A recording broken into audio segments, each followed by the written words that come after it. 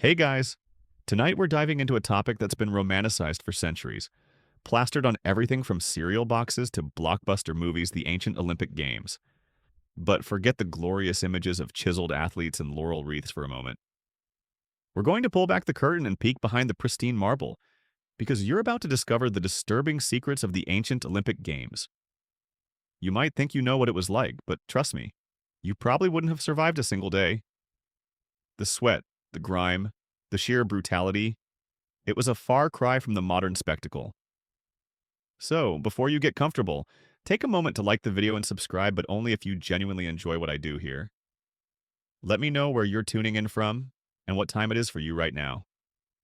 Now, dim the lights, maybe turn on a fan for that soft background hum, and let's ease into tonight's journey together. You find yourself standing on the dusty plains of Elise, the air thick with anticipation, but also with the pungent scent of unwashed bodies and nervous energy. This isn't the grand stadium you've seen in documentaries. This is a sprawling, chaotic encampment, a temporary city built purely for the spectacle. You've dreamt of this moment your entire life, the chance to compete for glory at Olympia. But even before you've laced up your non-existent sandals, the reality of the ancient Olympic dream begins to seep into your bones, chilling you more than any pre-race jitters. You picture yourself, a beacon of physical perfection, bathed in the golden light of the gods. The truth, however, is a relentless, grinding process that starts long before you even set foot near the sacred altar. Your training began years ago, a brutal daily regimen dictated by strict diet and even stricter coaches.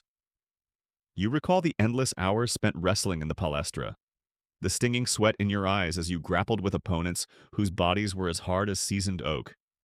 Every muscle aches, every joint groans in protest. You were told this was the path to arete, to excellence, but often it felt like a path to sheer exhaustion. Imagine consuming vast quantities of dried figs, cheese, and a suspiciously bland gruel made from barley, all aimed at building bulk and strength. Forget your modern protein shakes and energy bars. Your fuel was rustic, often monotonous, and frankly, a bit unsettling. You were constantly hungry, perpetually tired, and frequently bruised. This wasn't just about winning, it was about enduring. One particularly vivid memory resurfaces the daily massage, not the relaxing kind you might imagine. This was a deep, painful kneading of your muscles with olive oil, sometimes mixed with sand, to improve circulation and prevent injury. You'd grit your teeth, trying not to wince as the trainer's calloused hands dug into tender spots. It was a necessary evil, you were told, a ritual to prepare your body for the immense strain. Historians still debate whether these massages were truly beneficial or just another form of physical endurance test. You often wondered if the pain of the massage was worse than the pain of the training itself. The pressure is immense. You're not just representing yourself. You're carrying the hopes of your entire city-state, your family, your very name. The concept of amateurism, so cherished in the later iterations of the games, was utterly alien here. You are a professional, in every sense of the word. Winning brings immense wealth, social standing, and eternal glory. Losing brings shame, ridicule, and often financial ruin for your backers. There's no middle ground, no participation trophies. This stark reality adds a heavy weight to every stride, every throw, every punch. You've seen athletes, once celebrated, return home in disgrace, their lives forever marked by failure. The idea of just doing your best feels like a cruel joke in this cutthroat environment. You recall the dietary restrictions, or rather, the deliberate overeating. To gain strength and mass, you were encouraged to consume staggering amounts of meat, often roasted and eaten with your hands. There were no precise caloric counts or macronutrient ratios. It was simply about bulk and perceived power. You once saw a wrestler consume an entire ox in a single day, or so the legends claimed. You, yourself, struggled through meals that would make a modern bodybuilder blanch, constantly feeling heavy and sluggish, yet knowing it was part of the process. Remember that time you had to eat a bowl of boiled octopus for strength? Yeah, you tried to forget that too. And the discipline. Oh, the discipline. Any deviation from your rigorous training schedule, any hint of moral impropriety, could lead to your disqualification. Your life was an open book, scrutinized by your trainers, your elders, and even the public. You were forbidden from certain foods, certain activities, and certainly from any form of sexual indulgence during your preparation. The idea was to channel all your physical and mental energy into your athletic pursuit. It felt less like a choice and more like an ascetic imprisonment, all in the name of a distant, shimmering glory. You once overheard a trainer screaming at a young runner for simply glancing at a woman during a procession. The intensity of their focus was absolute, bordering on fanatical. The early mornings are etched into your memory. You rise before dawn, the air still cool and crisp, to begin your exercises. There's a certain grim beauty in the routine. The rhythmic thud of feet on dirt, the grunts of exertion, the focused breathing. You practice your starts, exploding from the line again and again, your muscles burning. You hurl the discus, feeling the weight spin from your fingertips, watching it arc through the sky. You leap, straining every fiber of your being to clear the longest possible distance. It's a repetitive, almost meditative torture, designed to hone your body into a weapon. You learn to live with pain. Minor injuries are commonplace: twisted ankles, strained muscles, scraped knees. There's no elaborate physiotherapy or pain medication. You rely on basic bandages, herbal poultices, and a stoic endurance. A particularly gruesome memory flashes in your mind: a fellow athlete, during a wrestling match, suffered a compound fracture. The bone protruded, stark white against his skin. His trainers simply wrapped it tightly, offering only grim encouragement. You learned quickly that showing weakness was not an option. You had to push through, ignore the nagging aches, and convince yourself that every twinge was just your body getting stronger. The mental game is just as grueling. You're constantly battling self-doubt, the fear of failure, and the sheer monotony of the routine. You visualize your competition, every move they might make, every weakness you can exploit. You imagine the roar of the crowd, the feel of the dust beneath your feet, the agony of the final push. It's a constant loop of ambition and anxiety, playing out in your mind even as you sleep. Sometimes in the quiet of the night, you question why you put yourself through this.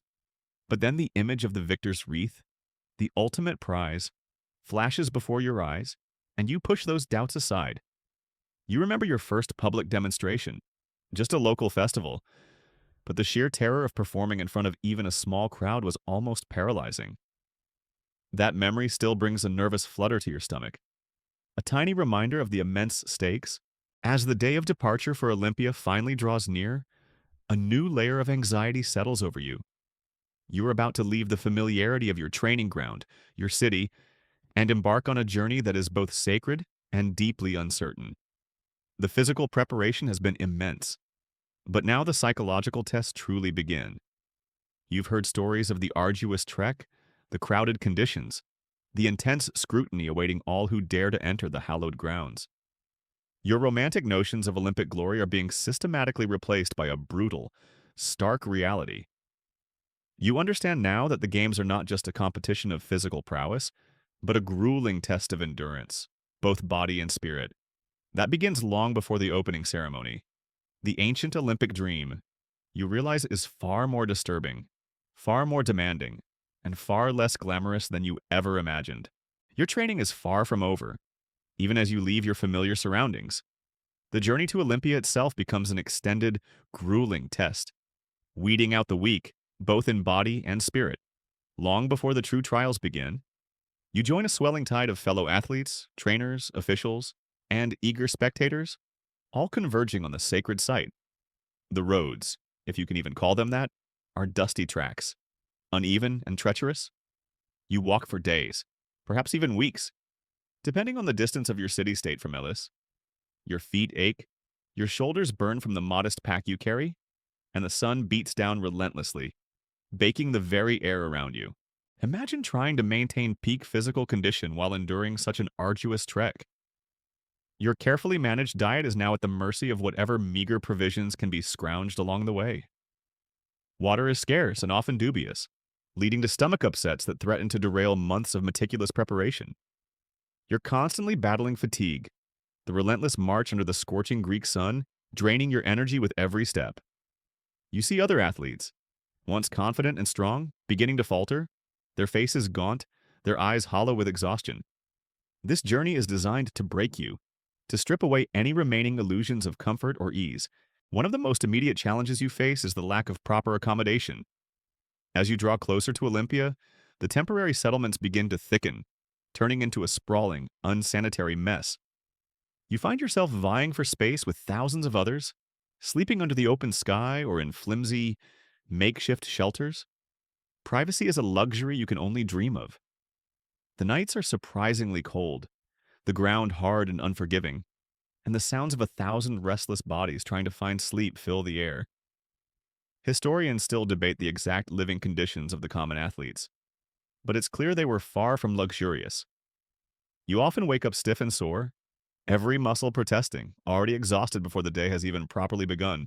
The constant exposure to unsanitary conditions is a very real threat. There are no proper latrines for the vast numbers of people gathered. Waste disposal is haphazard at best, leading to a pervasive, unpleasant odor that clings to everything. Flies buzz relentlessly, drawn to the accumulated refuse, acting as vectors for disease. You're acutely aware of the risk of dysentery or other debilitating illnesses, a single bout of which could cost you your chance at glory.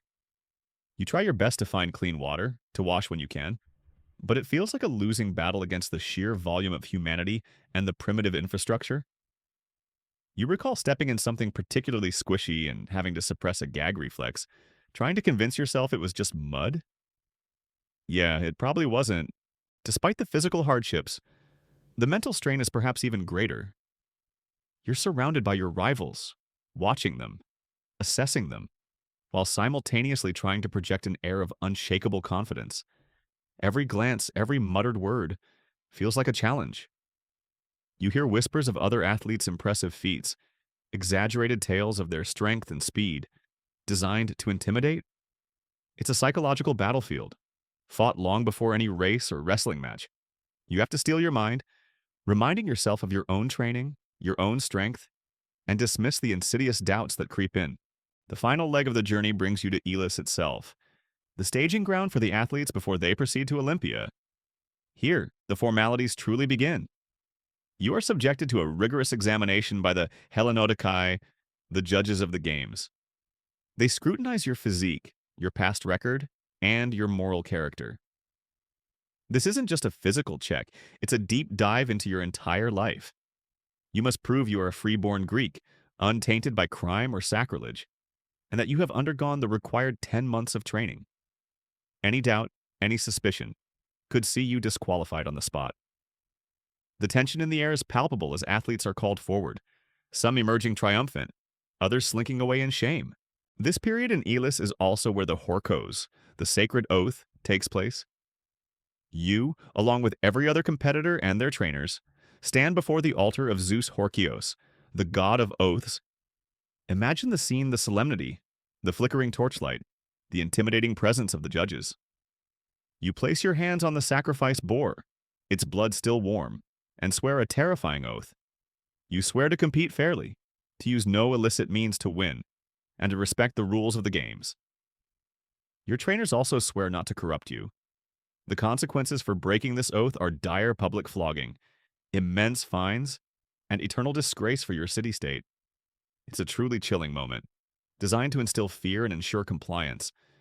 You can almost feel the weight of divine wrath pressing down on you. After the oath, you are put through a final 30-day period of intensive, supervised training in Elis, under the direct watchful eyes of the Hellenodikai. This isn't just about honing your skills, it's about preventing any last-minute cheating or illicit preparations. You eat, sleep, and train under constant surveillance, every aspect of your routine dictated by the judges.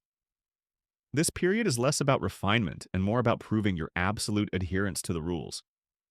You're living in a fishbowl, knowing that any slip-up could mean the end of your Olympic dream.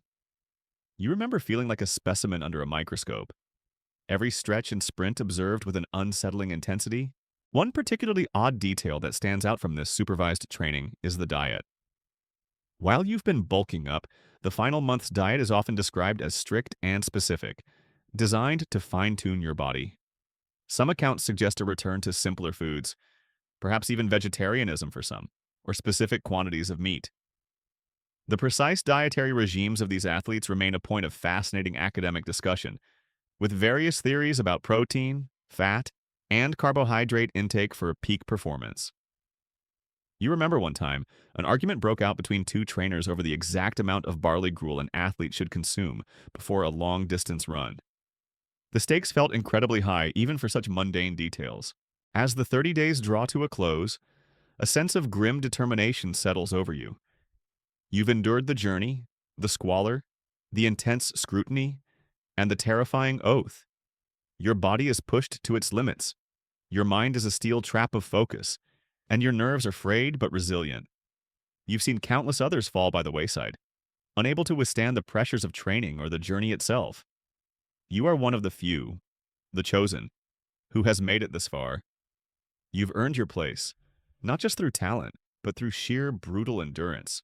Finally, the day arrives when you begin the short, ceremonial procession from Elis to Olympia itself. This isn't just a walk, it's a symbolic journey from the realm of preparation to the sacred ground of competition. You march alongside your fellow athletes, a strange camaraderie forming amongst those who have shared such unique hardships. The air crackles with anticipation, a different kind of tension than the fear of disqualification. This is the tension of imminent glory, or profound failure. You glimpse the rising structures of the sanctuary, the smoke curling from altars, and the vast, growing crowds.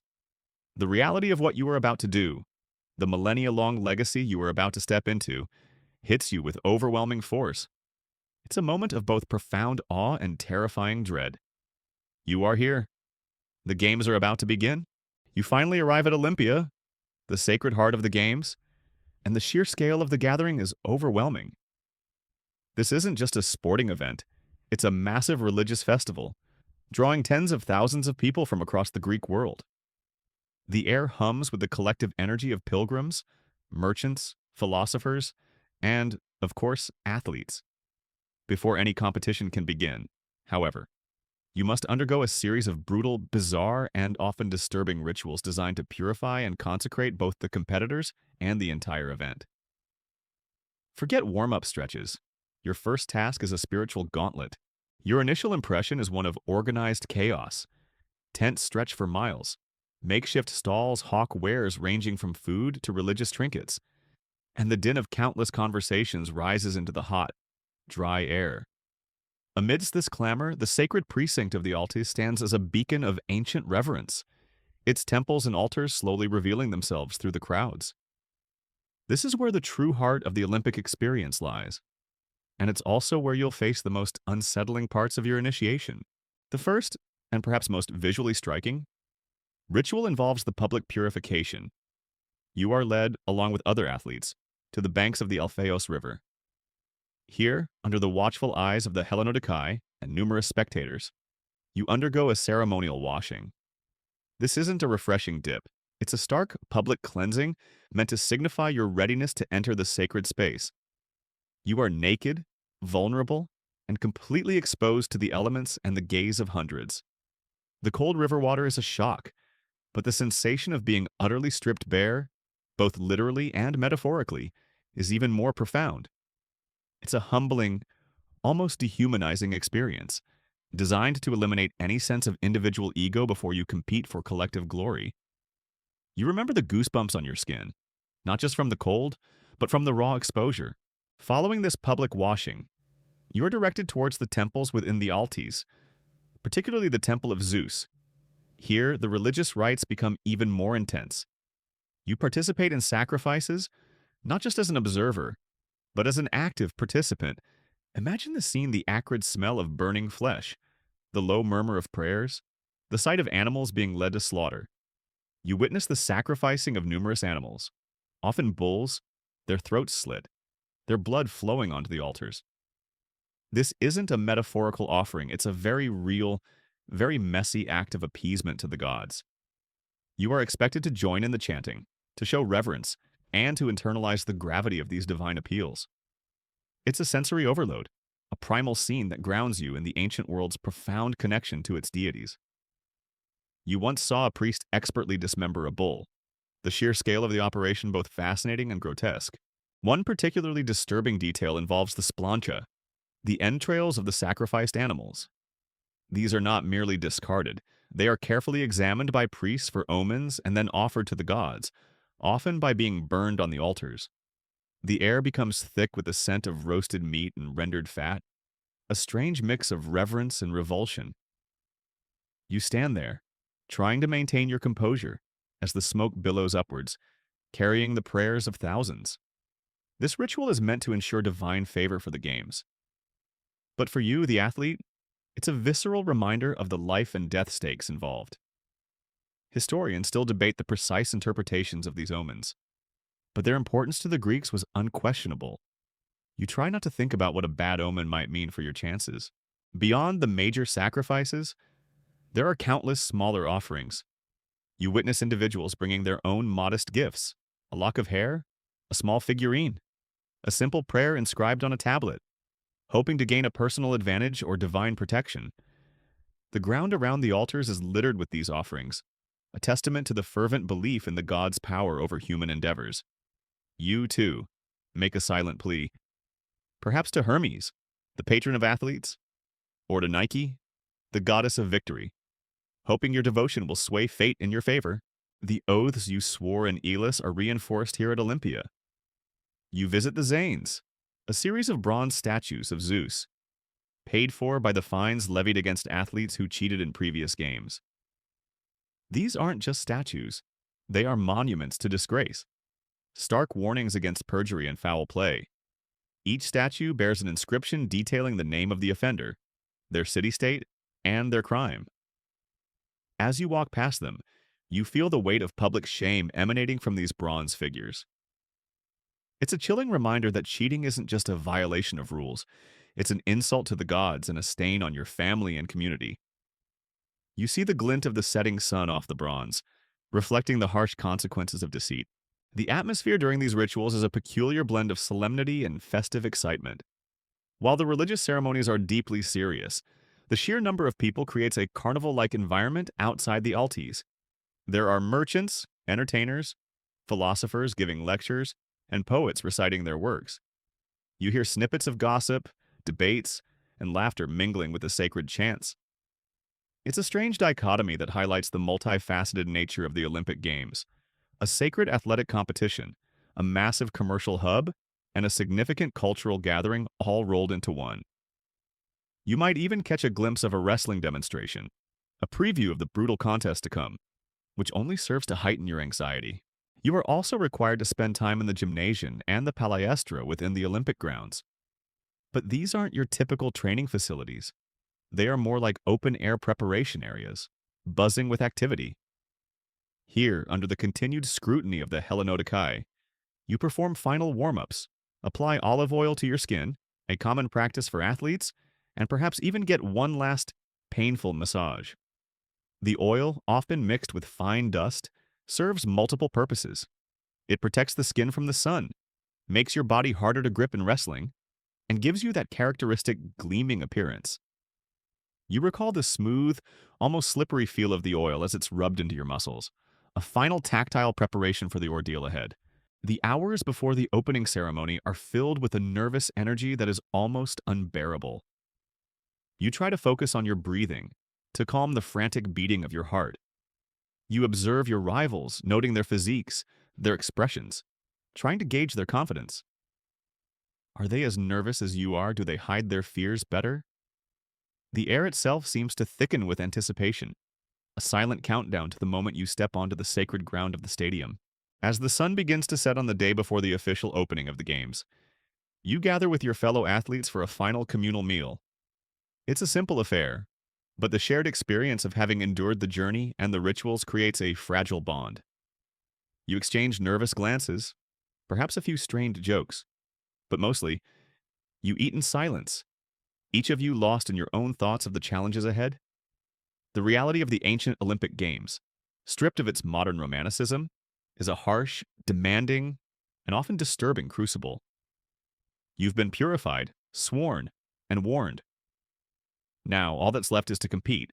The stage is set, and your body, naked and oiled, is ready to face the raw, unforgiving nature of the athletic contests themselves. The moment has arrived.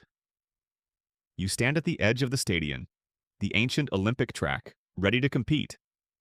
The crowd, a buzzing, swirling mass of humanity, stretches as far as you can see. Their shouts and murmurs a relentless roar that washes over you. You are completely naked, save for a thin layer of olive oil and dust, just like every other competitor. This isn't for modesty, it's a practical choice. Clothes would hinder movement, cause chafing, and frankly, it get in the way of displaying the idealized Greek physique. But standing there, exposed to thousands of eyes, the vulnerability is palpable. This is the naked truth of competition, where raw physical prowess is the only currency. The sensation of the dust beneath your bare feet is surprisingly grounding. It's fine and warm, almost silken. But you know it will soon be churned into a gritty cloud by hundreds of pounding feet.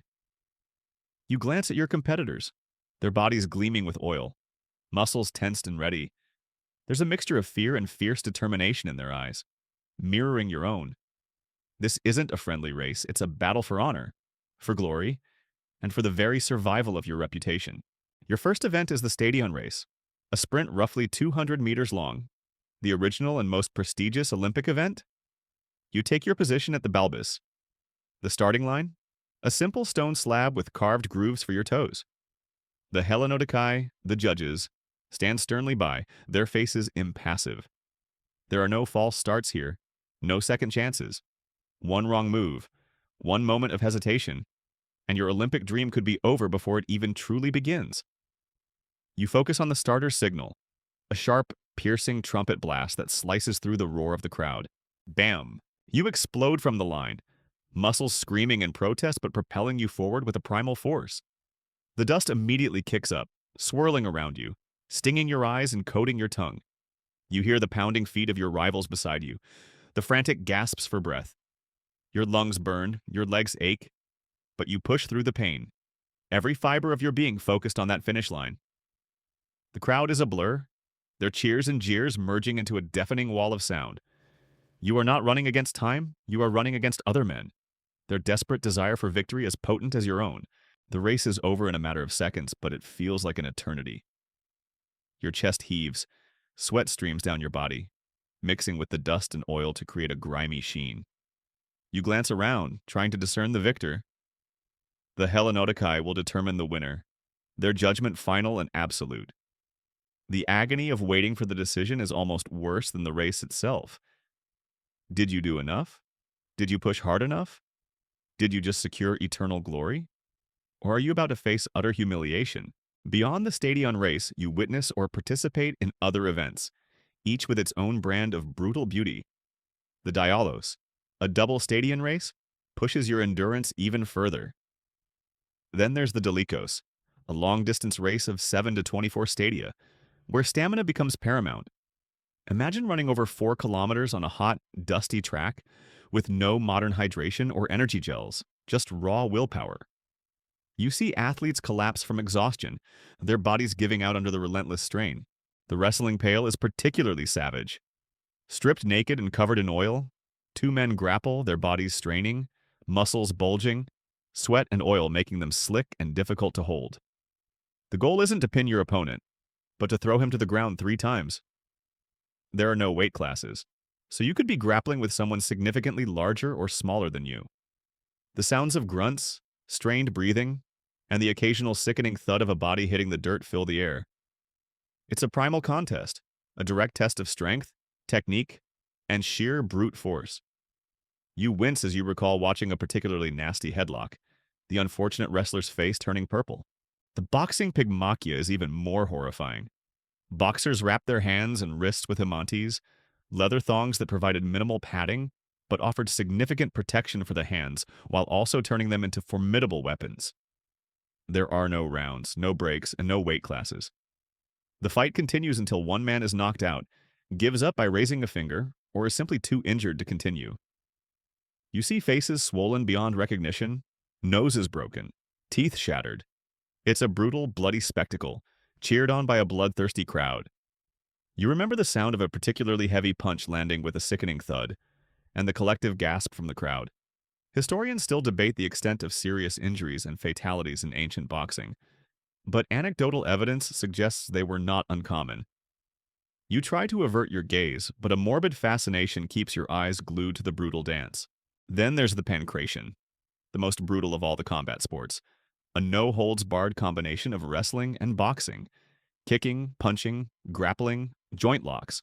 Almost anything goes, with only biting and gouging eyes strictly forbidden. It's a truly savage spectacle at pushing the limits of human endurance and pain tolerance. You often see competitors tap out with a raised finger, signifying surrender, or simply lose consciousness. The crowd roars its approval for every bone-jarring blow, every agonizing submission hold. It's a testament to the sheer toughness, or perhaps madness, of those who competed. You swear you once saw a competitor trying to bite another's ear off, before the judges quickly intervened. Beyond the individual events, the atmosphere in the stadium is electric, but also raw. There are no grandstands with comfortable seats. Spectators cram onto the grassy slopes surrounding the track, enduring the sun, the dust, and the crowds. You hear their cheers, their groans, their passionate cries for their favored athletes. They are a force unto themselves, their collective energy adding to the immense pressure on you. The long jump is also different. It's performed with halteres, stone or lead weights held in each hand, swung forward to increase momentum and then thrown backward upon landing. This isn't a test of agility alone, but of coordination and strength. You watch as athletes leap, their bodies momentarily suspended in the air before landing with a controlled thud. You recall the strange, almost elegant motion of a jumper releasing his halteres mid-air. A perfectly timed ballet of muscle and weight. The pentathlon, a combination of 5 events, discus, javelin, long jump, running, and wrestling, is considered the ultimate test of all-around athletic prowess. To win the pentathlon means to be truly versatile, a master of multiple disciplines.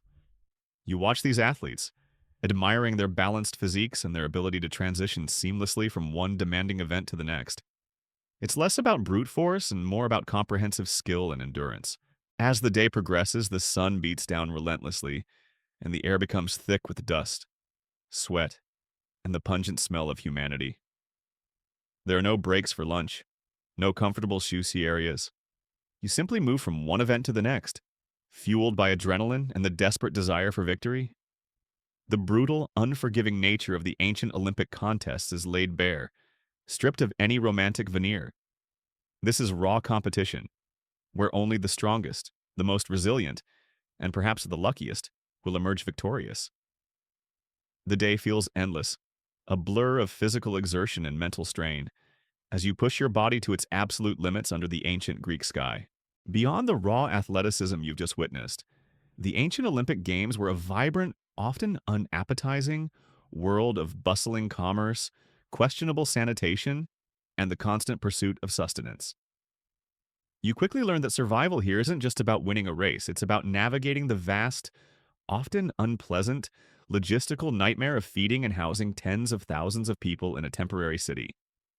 This is where you encounter the grimy underbelly of Olympia, a far cry from the idealized images of gods and heroes. Your stomach rumbles, a constant companion since the morning's grueling events. Food is, naturally, a primary concern. Forget your modern concepts of varied diets and balanced meals. Your sustenance here is dictated by availability and the sheer quantity needed to feed the masses. You're likely subsisting on a monotonous, starchy diet of barley bread, perhaps some dried figs, olives, and if you're lucky, a small portion of roasted meat. The meat, though, is often from the sacrificial animals, not exactly prime cuts, and often cooked over open fires in conditions that would make a modern health inspector faint. You recall the taste of ash and smoke clinging to every bite, a constant reminder of the primitive cooking methods. Water is an even more pressing issue. With tens of thousands of people and animals concentrated in one area, access to clean, potable water is a constant struggle. You see people queuing for hours at the few available springs or wells, or resorting to drawing water from the nearby Alphaeus River, which, given the lack of sanitation, is likely teeming with contaminants. The risk of waterborne diseases is ever present, a silent killer far more insidious than any opponent on the track. You learned quickly to scout out the cleanest-looking sources, even if it meant a longer walk, and you still dye every cup of water with a healthy dose of suspicion. Remember that feeling of being perpetually thirsty and the desperate search for anything wet. And then there's the sanitation, or rather, the stark lack thereof. With no proper sewage systems or latrines for the vast majority of visitors, human and animal waste is simply deposited wherever convenient. The stench, especially on hot, still days, is overpowering, a pervasive, nauseating cloud that hangs over the entire encampment. Flies buzz incessantly, drawn to the filth, landing on food, on people, on everything. It's a breeding ground for disease, and you are constantly aware of the invisible threats swirling around you. You try to hold your breath as you walk through particularly bad areas, but the smell seems to penetrate everything, clinging to your clothes and skin. This is the filth of the ancient games, a brutal assault on your senses. Despite the unglamorous realities, the games are also a massive commercial enterprise. Merchants flock to Olympia, setting up temporary stalls to sell everything imaginable. You see vendors hawking small statues of gods, amulets, olive oil, wine, pottery, and even more mundane necessities like simple tools or coarse fabrics. The cacophony of shouting merchants, haggling customers, and the general hubbub of commerce creates a vibrant, if chaotic, market atmosphere. This is where much of the money changes hands, where fortunes are made and lost, not just on the outcome of the races, but on the sheer volume of goods traded. Gambling is rife. While not officially sanctioned, informal wagers are placed on every event, every athlete. You hear hushed whispers of deals being made, fortunes riding on a single throw of the discus or a final sprint. People bet on everything from the color of a horse to the winner of the most obscure wrestling match. It's a pervasive undercurrent that adds another layer of intensity to the already high stakes of the games. You might even be approached by someone looking to place a discreet bet on your performance, a temptation that is both alluring and dangerous. Historians still debate the true extent of unofficial betting, but its presence is widely acknowledged. You've seen the despair on the faces of those who lost everything, and the greedy glint in the eyes of those who won big. Beyond the physical sustenance, there's also the intellectual and cultural feast. Philosophers hold impromptu lectures, poets recite their epic verses, and historians recount the glories of past games. You might stumble upon a heated debate about the nature of virtue, or a captivating recitation of Homer's Iliad. These intellectual exchanges offer a brief respite from the harsh physical realities, a chance to engage your mind and remember the higher ideals that these games supposedly represent. It's a strange juxtaposition, the crude living conditions side by side with profound intellectual discourse. You might even overhear a particularly witty philosopher making a scathing comment about the lack of basic amenities. Even in this chaotic environment, there's a semblance of order maintained by the Hellenodikai and their assistants. They patrol the grounds, breaking up disputes, ensuring fair play in the unofficial markets, and generally trying to keep the peace among the diverse and often unruly crowd. Their presence is a reminder that even amidst the squalor and the commercialism, the sacred nature of the games is never entirely forgotten. You see them, clad in their distinctive purple robes, moving through the masses like stoic beacons of authority. The nights are particularly challenging. With minimal lighting beyond flickering torches in the moon, the encampment becomes a maze of shadows. The air cools, but the pervasive odors remain. Sleep is often elusive, disturbed by the sounds of restless crowds, distant celebrations, or perhaps the braying of animals. You bundle yourself in whatever coverings you have, trying to find a comfortable position on the hard ground, your body aching from the day's exertions. The thought of a soft bed and a hot meal back home feels like a distant, impossible dream. You also become acutely aware of the social stratification present, even at this supposedly unifying event. While anyone who was a freeborn Greek man could compete, the experience varied wildly based on your wealth and status. Wealthy athletes might have a retinue of servants, better food, and perhaps even a dedicated tent or more comfortable lodging outside the main encampment. The common athlete, like yourself, is left to fend largely for themselves, enduring the hardships alongside the masses. It's a subtle but constant reminder of your place in the rigid social hierarchy, even at an event that supposedly celebrated individual merit. You sometimes caught glimpses of the more affluent athletes, their trainers tending to their every need, and you couldn't help but feel a pang of envy, even if you knew their pampered existence wouldn't prepare them for the true brutal grit of the competition.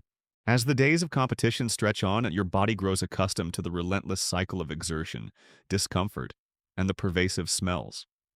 You develop a kind of grim resilience, an ability to tune out the unpleasantness and focus on the task at hand. The promise of glory, the sheer weight of what you are striving for, pushes you through the exhaustion and the constant assault on your senses. But you know that beneath the gleaming facade of athletic prowess, the ancient Olympic Games are a raw, brutal, and often distasteful experience, a testament to human endurance not just in sport, but in simply surviving the primitive conditions of such a massive gathering. The roar of the crowd is a constant presence, a living entity that fluctuates with every moment of triumph or failure in the stadium. You've endured the brutal races, the savage wrestling, the bone-jarring boxing.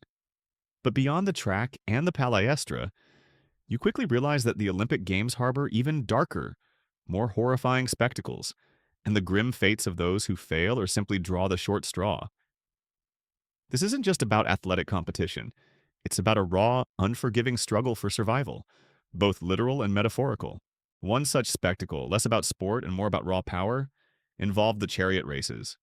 If you thought the individual combat sports were dangerous, imagine being strapped to a flimsy wooden cart, pulled by four powerful, stampeding horses, hurtling around a dusty hippodrome. The crashes are legendary, spectacular, terrifying collisions of wood, flesh, and tangled reins. You hear the splintering of chariots, the desperate screams of drivers, and the sickening thud of bodies hitting the ground.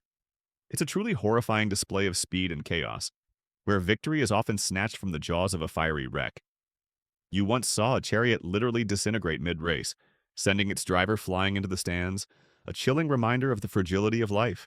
The drivers themselves, often slaves or professional racers, face immense danger. They ride standing, relying on sheer strength and skill to control their teams, their lives hanging by a thread with every turn. The crowd, however, loves the carnage. They cheer for the daring maneuvers, but even louder for the dramatic crashes, a testament to the brutal tastes of the ancient spectators. This is a far cry from modern racing's safety measures. Here, danger is part of the allure. Historians still debate the frequency of fatalities in chariot racing, but the risks were undeniably high. You can almost taste the dust and adrenaline just by watching. Beyond the formal events, the sheer concentration of people at Olympia also creates a breeding ground for crime and exploitation. With so many individuals, many carrying valuables or having just won significant sums through betting or prizes, the opportunists descend. You hear whispers of pickpockets, petty thieves, and even more organized bands of criminals preying on the unsuspecting. The lack of a robust, centralized police force means that justice, when it comes, is often swift, brutal, and dispensed by individuals or small groups rather than a formal system. You learn to keep a wary eye on your few possessions, and to sleep with one eye open. And then there are the darker fates that await those who transgress the rules of the games. We talked about the Zanes, the statues of Zeus paid for by fines levied against cheaters, but the punishment for cheating or blasphemy could be far more severe. Public flogging was a real possibility, administered by the Hellenodikai themselves. Imagine being tied to a post, your body bared, and subjected to a brutal whipping in front of tens of thousands of jeering spectators. The pain, the humiliation, the indelible mark on your honor. It's a fate worse than death for many. You've heard the cracking sound of the whip, even from a distance, and the chilling cries of the punished. But what about those who fail to meet the expectations of their city-state? While not a formal punishment by the Olympic officials, the social and political repercussions could be devastating. An athlete who lost badly, particularly one who had been heavily funded by his community, could return home to face public scorn, ridicule, and even financial ruin. There are tales of athletes being effectively ostracized, their names erased from public records, their families shamed. You understand that winning isn't just about personal glory, it's about fulfilling a societal obligation, and failure carries a heavy, unspoken penalty. You've seen the despair in the eyes of a defeated athlete, a look that conveyed a far deeper pain than any physical injury. The specter of illness also hangs heavy over the games. Despite the athlete's peak physical condition, the unsanitary conditions, the crowded environment, and the lack of proper medical care make disease a constant threat. A simple fever, a bad stomach bug, or a skin infection could ruin an athlete's chances, forcing them to withdraw in disgrace. You see people coughing, sneezing, huddled in makeshift infirmaries. their Olympic dreams dissolving into a miserable reality of sickness. The medical knowledge of the time, while surprisingly advanced in some areas, was still rudimentary by modern standards. Treatments were often basic, relying on herbal remedies, rest, and perhaps a prayer to Asclepius, the god of medicine. God. The heat itself is an adversary. The games are held in midsummer, when the sun blazes down mercilessly on the open stadium and hippodrome. You feel the relentless heat radiating off the dusty ground, dehydrating you, sapping your strength. Spectators and athletes alike are susceptible to heat stroke and exhaustion. There's no shade, no cooling mist, just the unyielding sun. You learn to ration your water, to seek out any sliver of shade during breaks, and to simply endure the oppressive warmth. Even the rituals, which seem designed to uplift, sometimes carry a sinister undertone. The sacrifices, the examination of entrails, while deeply religious, also serve as a constant reminder of the fragility of life and the power of the gods to exact retribution. The pervasive belief in omens and divine favor means that a bad sign could instill genuine terror in an athlete, affecting their performance. You see the priests, their faces grim, scrutinizing the organs of a sacrificed animal, and you can't help but feel a shiver of dread, wondering what portents they might be seeing for your own fate. The constant noise, the unending bustle, and the sheer lack of privacy can also take a toll on your mental well-being. There's no escaping the crowds, no quiet corner to gather your thoughts. You are always on display, always scrutinized, always under pressure. This constant stimulation, combined with the physical exertion and the high stakes, can lead to a kind of sensory overload, leaving you feeling perpetually on edge. You find yourself seeking out moments of quiet, however brief, just to gather your thoughts amidst the overwhelming clamor. Life in the arena, you realize, is not just about winning. It's about surviving. Surviving the journey, surviving the squalor, surviving the brutal competition, and surviving the immense pressure. The Olympic Games, for all their glory, are a harsh crucible, exposing the raw, unforgiving side of ancient Greek life. The dreams of glory are tempered by the constant shadow of potential failure, disgrace, or even something far worse. You stand there, a testament to endurance, both physical and mental, having witnessed the horrifying realities that lie beneath the surface of the ancient Olympic ideal. You've pushed your body to its absolute limits, enduring the grueling heats, the bone-jarring impacts, and the relentless sun. And then, it happens. A flash of a hand, a burst of speed, a perfectly executed throw. You win. Or perhaps a fellow athlete, someone you've watched and admired or perhaps secretly despised, achieves victory. Your moment of triumph, or the triumph you witness, should be pure elation. But here, in the ancient Olympic Games, even victory comes with a deeply disturbing undercurrent, a stark reminder that glory has its dark side. The immediate aftermath of victory is a whirlwind. The crowds roar your name, a deafening wave of adulation. You are lifted onto the shoulders of jubilant spectators, carried around the stadium, a living legend in the making. Your city-state's contingent erupts in cheers, their honor now elevated by your achievement.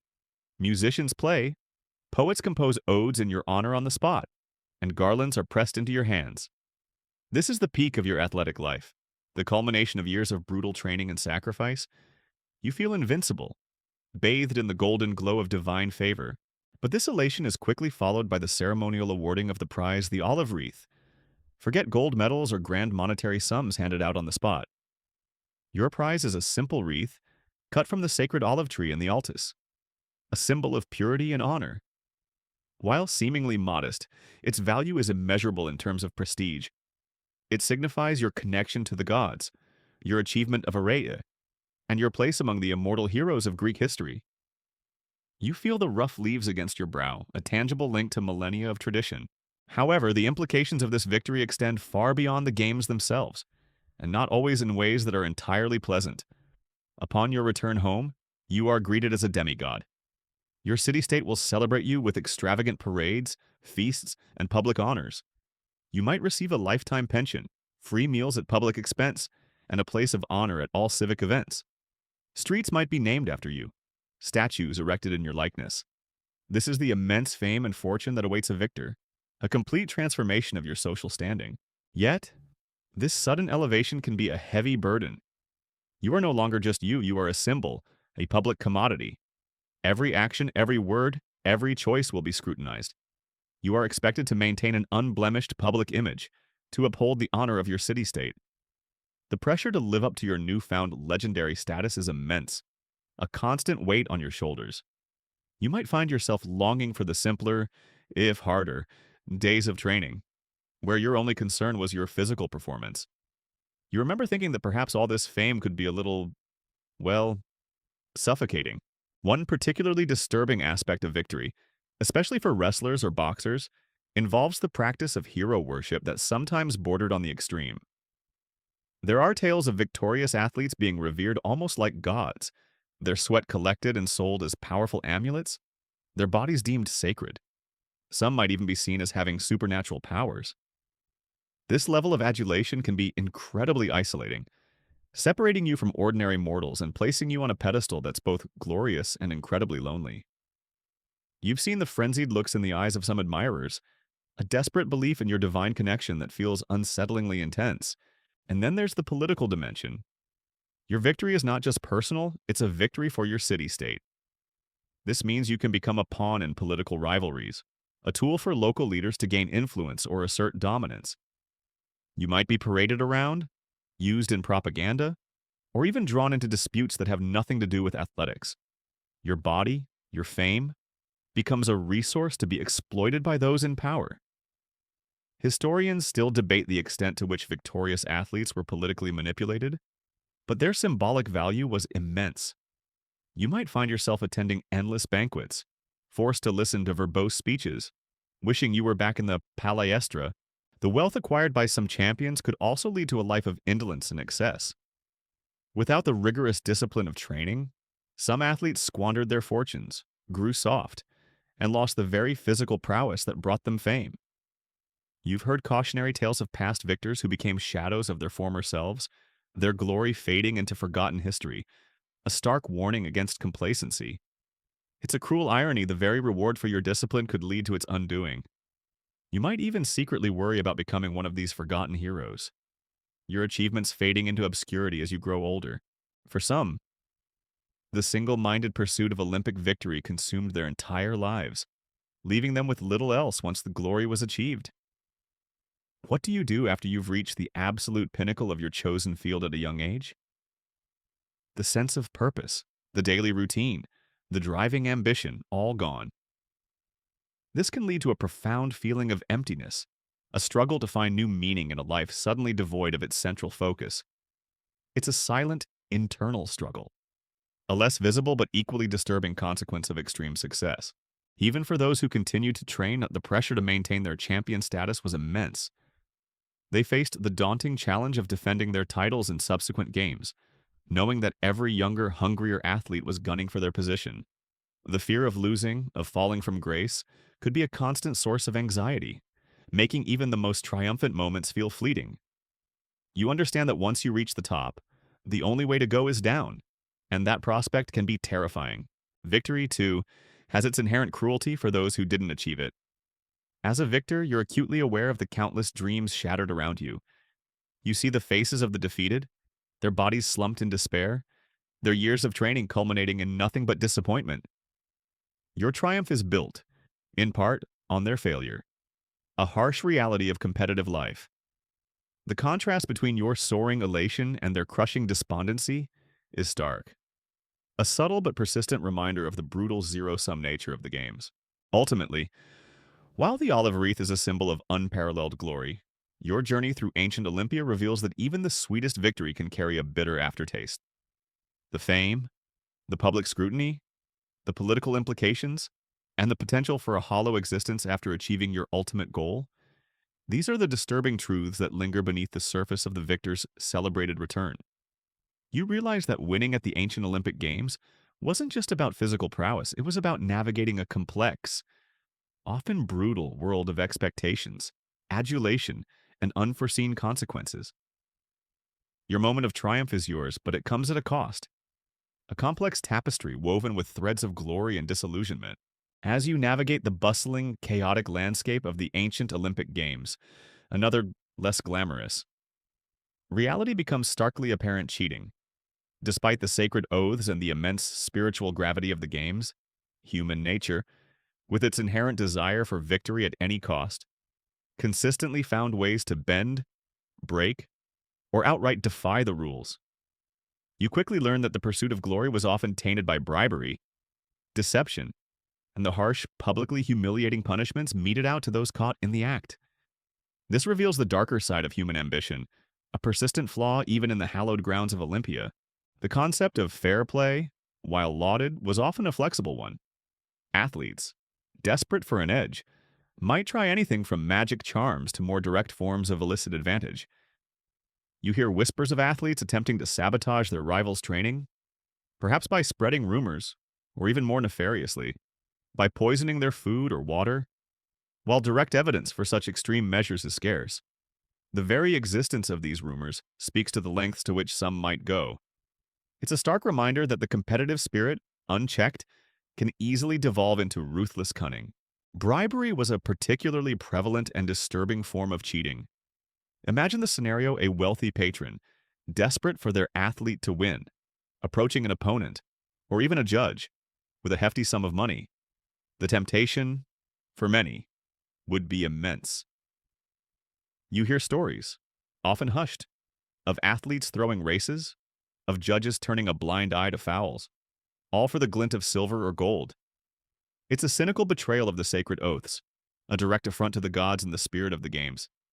You might even be discreetly approached yourself, offered a sum that could change your life, if only you'd agree to lose your next match.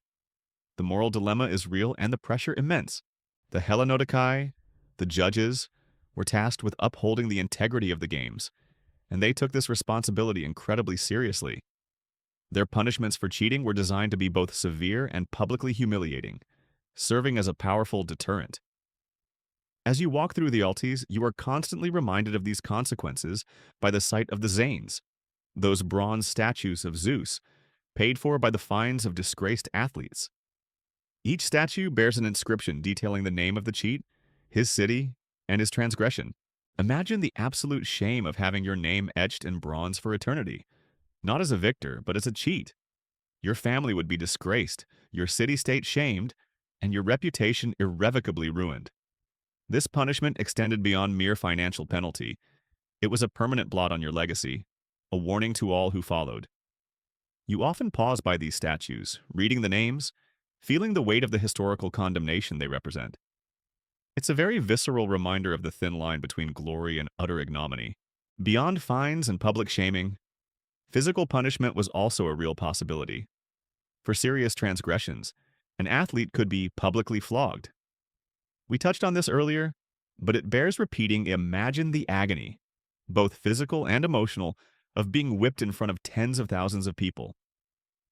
This wasn't just pain, it was a ritualistic stripping away of dignity, a public spectacle designed to inflict maximum humiliation.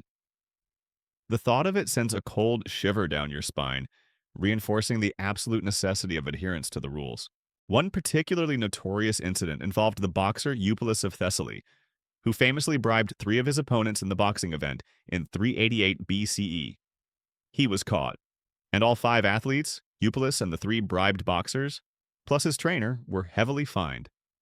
The Zane statues erected from these fines stood as a permanent testament to their disgrace. This wasn't just a rumor, it was a concrete historical example, showing that even in ancient times, the fight against corruption was a constant one. Historians still debate the frequency of such large-scale bribery scandals, but individual attempts were likely common. You can't help but wonder how many more went undetected. Disqualification. Of course, odd was the most direct consequence. If caught cheating during a competition, an athlete could be immediately removed from the games, their efforts rendered meaningless. This applied not just to overt acts like fouls in wrestling, but also to more subtle forms of deception, like faking an injury or attempting to distract an opponent. The Hellenodikai were ever vigilant, their eyes constantly scanning for any sign of impropriety. You learn to be precise in your movements, knowing that even an accidental misstep could be misinterpreted. The concept of ritual purity was deeply intertwined with the rules of competition. Any act of cheating was not just a violation of human rules, but a sacrilege against the gods. The oaths sworn before Zeus Horkios were taken with immense seriousness, and breaking them invited divine wrath. This religious dimension added another layer of fear and deterrence, as athletes genuinely believed that divine retribution could follow any dishonest act. It's a powerful psychological tool, perhaps more effective than any human punishment. Even spectators and trainers were not immune to the rules and their enforcement. While less common, stories exist of unruly spectators being punished, or trainers facing fines or expulsion for attempting to assist their athletes illegally during a competition. The entire ecosystem of the games was under scrutiny, with a collective responsibility to uphold its sanctity. The constant vigilance of the Hellenodikai is something you become acutely aware of. They are not merely referees, they are stern, unyielding guardians of tradition and purity. Their judgment is absolute, and there is no appeal. You see them moving through the stadium, their faces impassive, their gaze sharp, missing nothing. Their presence is a constant reminder that integrity is paramount, and any deviation will be met with swift and unflinching justice. In a world without instant replays or modern surveillance, catching cheaters relied heavily on observation, testimony, and the weight of public opinion. While some transgressions were obvious, others required keen eyes and strong principles from the judges. This system, though imperfect, reflected the ancient Greek ideal of fair competition and the profound respect for the game's sacred nature. You realize that while the pursuit of victory was fierce, the consequences of achieving it dishonestly were designed to be far more terrifying than any defeat. The stories of public shaming and brutal punishment served as powerful deterrents, etched into the very fabric of the Olympic experience, reminding everyone that integrity, however difficult to maintain, was truly prized above all else. As you navigate the bustling, sun-baked landscape of the ancient Olympic Games, it becomes impossible to ignore the stark reality of who is present and, perhaps more tellingly, who is conspicuously absent.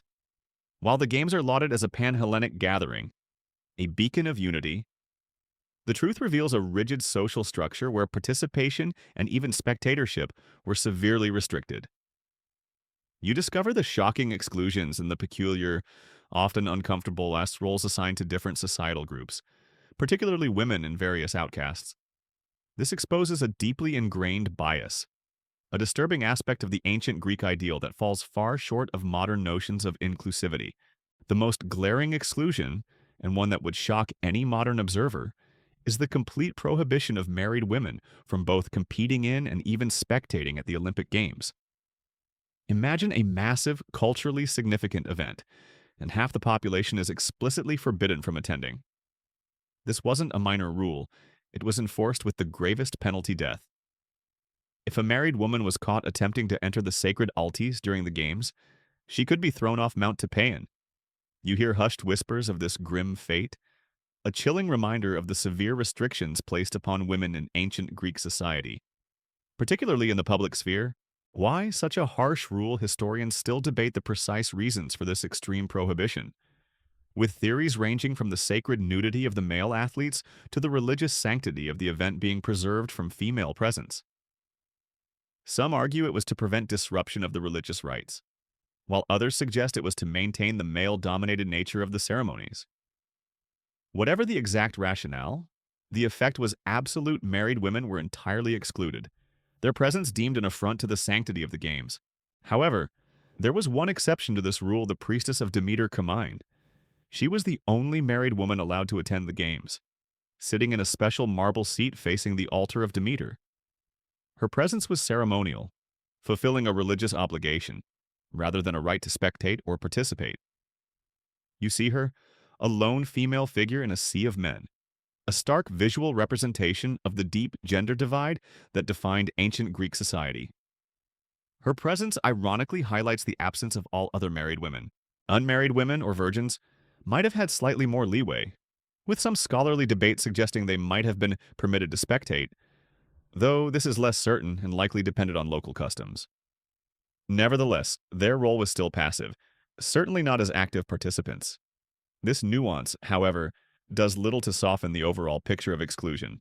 Beyond the formal Olympic Games, There were separate athletic festivals specifically for women, the most famous being the Heraean Games, held at Olympia in honor of the goddess Hera. These games featured foot races for unmarried women, contested in 3 age categories. Winners received olive wreaths and portions of a sacrificed cow. You might hear about these parallel games, a reminder that women were not entirely without their own athletic outlets, even if these were overshadowed by the grand male-dominated Olympics. It's a fascinating counterpoint, showing that while excluded from the male sphere, women had their own distinct traditions. Slaves were another group with a peculiar and often brutal role.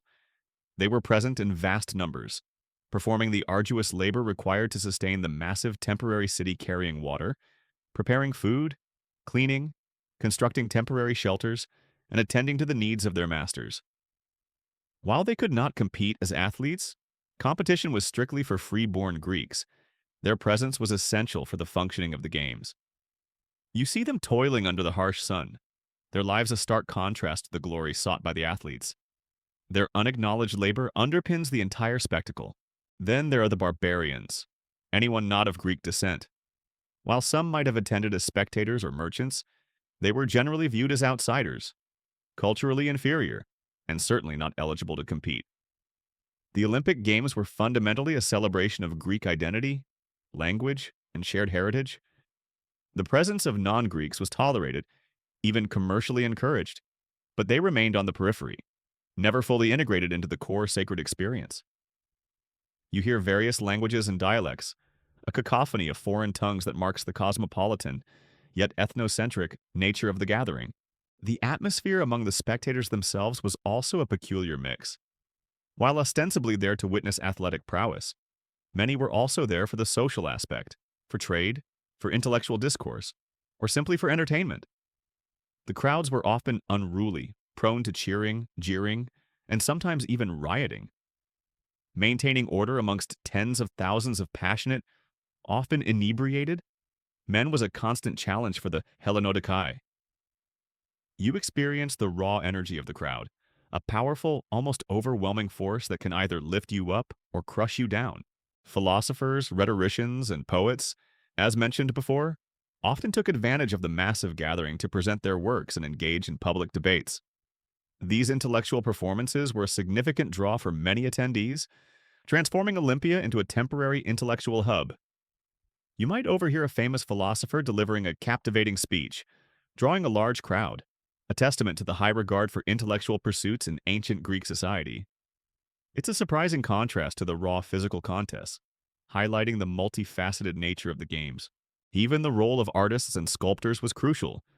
Victors would commission statues of themselves, often paid for by their city-states, to be erected in the Altes. These statues served as permanent monuments to their glory, inspiring future generations. You see the sculptors at work, or the finished masterpieces, admiring the skill that captures the idealized human form, yet also pondering the vanity and expense involved in such lasting tributes.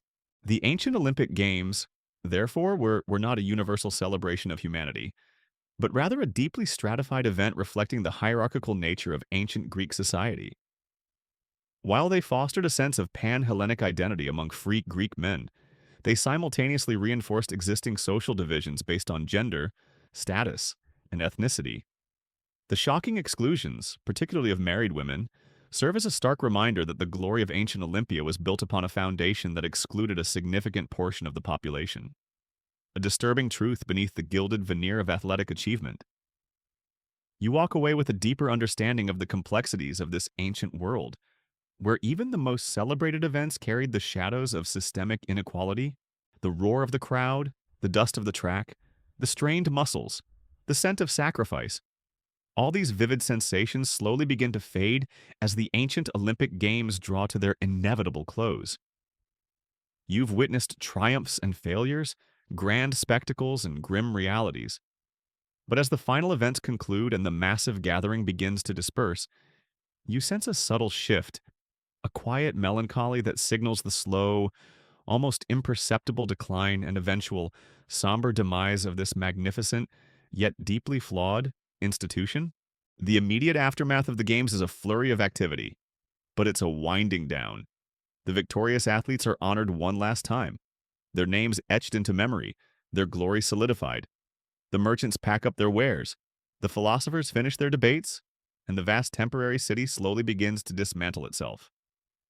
You join the throngs heading out of Olympia, the sacred precinct once again returning to its quieter, more contemplative state. The energy that once hummed through the air dissipates, leaving behind echoes of cheers and the lingering scent of wood smoke and old sweat. For centuries, the Olympic Games remained a powerful symbol of Hellenic unity and athletic excellence. They survived wars, political upheavals, and changing empires.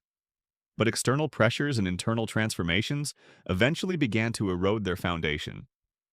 You notice, as the centuries turn, that the spirit of the Games starts to shift. The focus, once purely on amateur glory and religious devotion, gradually becomes more professionalized. Athletes begin to train year-round, seeking fame and fortune, sometimes at the expense of the traditional virtues. This slow creep of professionalism, while making the contests more competitive, subtly altered the original ethos. One of the most significant external factors in the decline of the Games was the rise of the Roman Empire.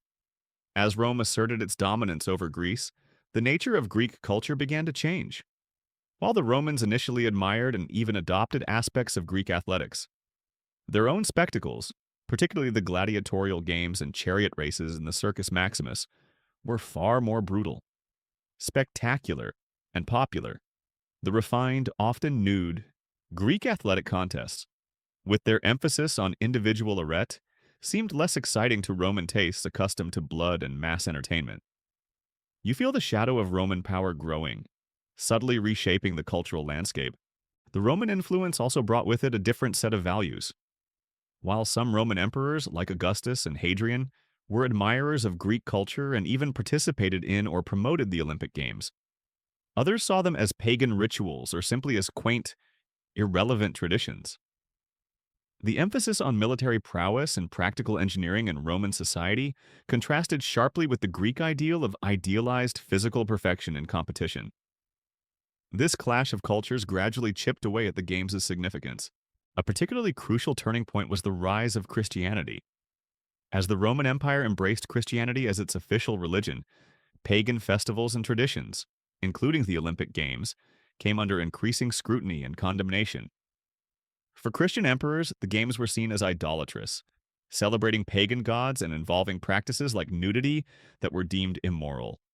The religious foundation of the Games, once their greatest strength, now became their fatal weakness in a rapidly Christianizing world. You hear the growing murmurs of Christian opposition, the sermons condemning the vanity and paganism of the Olympic rites, the sacred sacrifices to Zeus, the rituals of purification, the very statues of the gods that adorned the altis, all became targets of religious zeal. The shift was slow, almost imperceptible at first, but inexorable. The Games were no longer just an athletic contest. They were a symbol of a fading, condemned religious past. The final blow is widely attributed to the Roman Emperor Theodosius the Vemir. In 393 CE, he issued a decree effectively banning all pagan cults and practices. While there is no specific decree directly mentioning the Olympic Games, this general prohibition is largely understood to have led to their cessation. The perennial fire of the Olympic flame, which had burned for over 1,000 years, was likely extinguished, and the vibrant festival faded into memory.